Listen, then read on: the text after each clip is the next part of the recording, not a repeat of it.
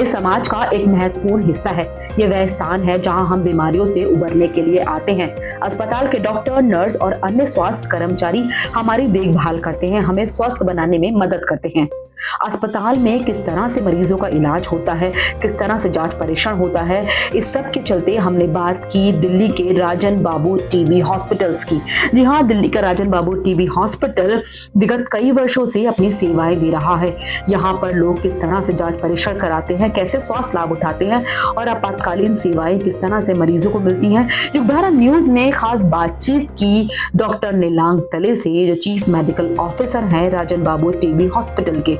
आपको दिखाते हैं इस खास बातचीत के प्रमुख अंश। मैं डॉक्टर नीलांग ताले हूँ और मैं चीफ मेडिकल ऑफिसर हूँ आरबीआई पीएमटी मतलब Rajan Babu TB Rajan institute for pulmonary medicine and tuberculosis.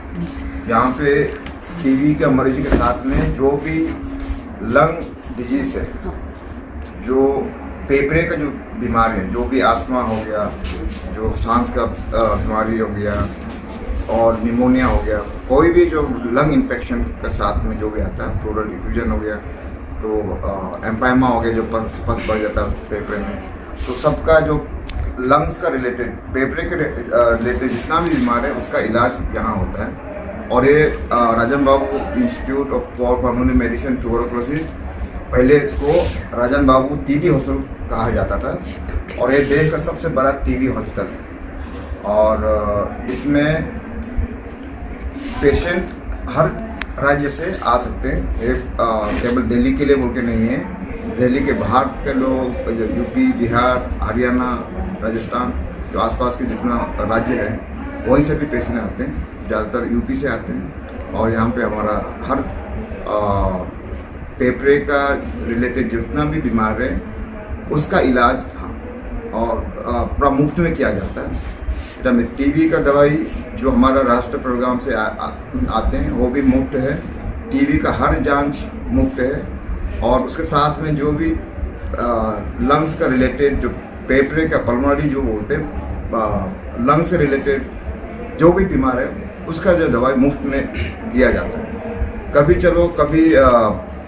थोड़ा पेशेंट को दवाई मिलना मुश्किल हो जाता है क्योंकि वो ऊपर से सप्लाई में नहीं आता है, तो उसका अल्टरनेटिव हम अरेंजमेंट मैनेज करते हैं। तब भी कभी पेशेंट को मिसअंडरस्टैंडिंग हो जाता है कि हमको पूरा दवाई नहीं मिला, लेकिन दवाई उसी एक ही से नहीं होगा तो दूसरा अल्टरनेटिव दवाई हम अरेंजमेंट करते हैं। सर, आप डॉक्टर की प्रोफेशन से जैसे आप यहाँ पर जुड़े हैं, डॉक्टर को कहते हैं मसीहा होता है एक मरीज़ की जान बचाने में। कई बार ऐसी भी स्थिति आती है कि जो हम देखा जाता है कि लोग आक्रामक हो जाते हैं डॉक्टरों के प्रति, उनका जो सहनशीलता होता है डॉक्टरों के प्रति वो कभी उनका रवैया चेंज हो जाता है। तो ऐसी परिस्थिति में एक डॉक्टर किस तरह से विचलित तो नहीं होते, वो कैसे ऐसी परिस्थिति का सामना करते हैं मरीजों के साथ? ये जो अभी भी घटना ऐसा हो रहे हैं और देश भर में, ये सुन के बहुत ख़राब लगता है। डॉक्टर असली मसीहा माना जाता है और डॉक्टर और जो भी हेल्थ वर्कर्स है, मैं तो सोचता हूँ कि एक डॉक्टर बनने से पहले आपको सोच लेना चाहिए कि आप सेवा के लिए बने हैं। अब इवन केवल डॉक्टर नहीं है, इवन नर्सेस को ये अपने को डेडिकेट करना चाहिए इस प्रोफेशन के लिए। एक नोबल प्रोफेशन है।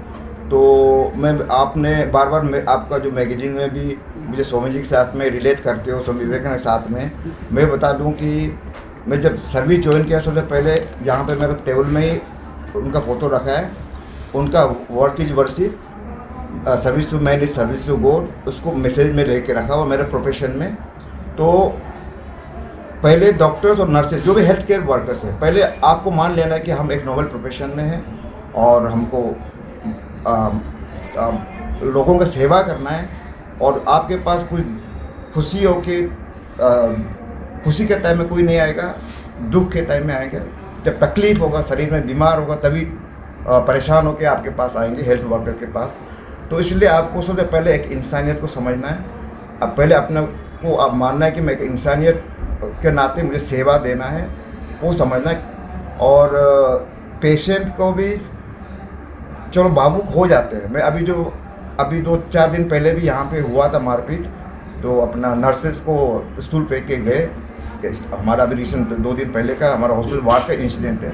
उनका एक यंग बेटी जो 16 साल का बेटी MDR था, उल्टा XDR था, तो सीरियस था, बार बार एडमिट भी होते गए, लेकिन हर पेरेंट्स का तो अपना बेटी अपना बच्चा तो अपना बच्चा होता है, सडनली एक्सपायर हो गया तो इमोशनल आउटबर्स्ट में नर्स के ऊपर में एक कुछ फेंक दिया, तो उसका FIR भी लॉन्च हुआ। तो हम चाहते हैं कि जो पब्लिक भी, चलो हम समझते हैं उनका इमोशंस को, लेकिन वो गलती कभी भी जो हेल्थ वर्कर है, डॉक्टर है या नर्स है, कभी किसी को तकलीफ उसका जान लेने के लिए कभी नहीं करेगा। हर समय कोशिश करता है कि उनका जान बचाने के लिए, उनका बीमार को ठीक करने के लिए ये कोशिश करते हैं। कभी कभी हो जाता है कि आप बेस्ट कोशिश करने के बावजूद कुछ हो जाता है, उसमें सकम हो जाता है बीमार में, तो उसको वो डॉक्टर का गलती नहीं होता है। लेकिन पेरेंट्स या जो भी रिलेटिव, जो पेशेंट का रिलेटिव सोचते हैं कि उनका इमोशनल आउटबर्स्ट है कि उनका अपना एक बहुत प्रिय परिवार फैमिली मेम्बर वो एक्सपायर हो गया, तो इमोशनल आउटबर्स्ट होकर फिर किस पे गुस्सा निकाले। तो इमीडिएट जो कांटेक्ट में कौन है, डॉक्टर या हेल्थ वर्कर नर्स होगा, तो उस पर गुस्सा निकालते हैं, तो वो भी गलत है। तो उसको हमको समझना चाहिए, और हेल्थ वर्कर्स को भी इस चीज़ को पेशेंट या अटेंडेंट जाइए और नॉन मेडिकल नहीं समझ में आएंगे, लेकिन उन लोग को हमको समझना ज़रूरी है।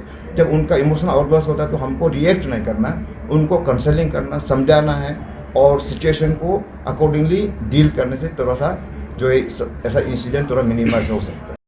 सर, देश के कोने कोने से लोग यहाँ पर आते हैं, एशिया से लोग यहाँ पर आते हैं दूर दूर से, तो क्या किस तरह से दवाइयाँ उनको आप उपलब्ध करा पाते हैं? क्या कभी कुछ ऐसी कुछ कठिनाइयों का भी सामना करना पड़ा है, कुछ शॉर्टेज हुई किसी चीज़ की, तो आपने ऐसी स्थिति में कैसे उस पर काम करा, कुछ ऐसा हुआ तो? एक्चुअली क्या है, इसमें ये ओपन फॉर ऑल है। जो इसमें जो भी इवन फॉरेन कंट्री से जो इंडिया में हैं, उनको अगर पेपरे कोई बीमार हो गया, TB हो गया या कोई और लंग डिजीज को हो गया, तो उसको हम मना नहीं कर सकते। अगर जब अफ्रीकन्स भी एडमिट होते हैं, देश का हर कोना से जहाँ से भी आते हैं, उसको हम मना नहीं करते, सबको एडमिट करते हैं। चलो, आपने पूछा कभी ड्रग्स एंड लॉजिस्टिक्स में कभी शॉर्ट सप्लाई हो जाता है, वो अनअवॉइडेबल है। ऊपर वाला भी कोशिश करते हैं कि सबको लगातार मतलब पेशेंट को सर्विस मिले, दवाई मिले, और लॉजिस्टिक जो डायग्नोस्टिक जो इंस्ट्रूमेंट है, डायग्नोस्टिक रिएजेंट्स है, सबको कंटिन्यूस मिलना चाहिए। फिर भी सप्लाई चेन में कभी दिक्कत आ जाता है, और हमने इस बार भी बहुत फेस किया है। और इसमें नेशनल प्रोग्राम से जो TB का जो ड्रग है, इस बार में इस साल बीच में थोड़ा तकलीफ़ हुआ था।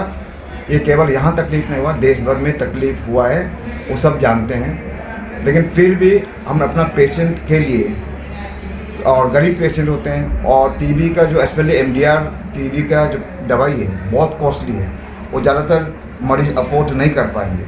तो कभी बीच में किसी वजह से थोड़ा शॉर्ट सप्लाई हुआ है, तो उसके लिए हमने अपना स्टाफ से भी, हम अपना खुद शुरू करके अपना स्टाफ से भी जो वॉलंटरी डोनेशन दे सकता है गरीब मरीज को हेल्प करने के लिए, दवाई खरीदने के लिए, या कुछ उनको जो ज़रूरतमंद है उनको हेल्प करने के लिए, मैं अपना स्टाफ से भी थोड़ा डोनेशन लिया।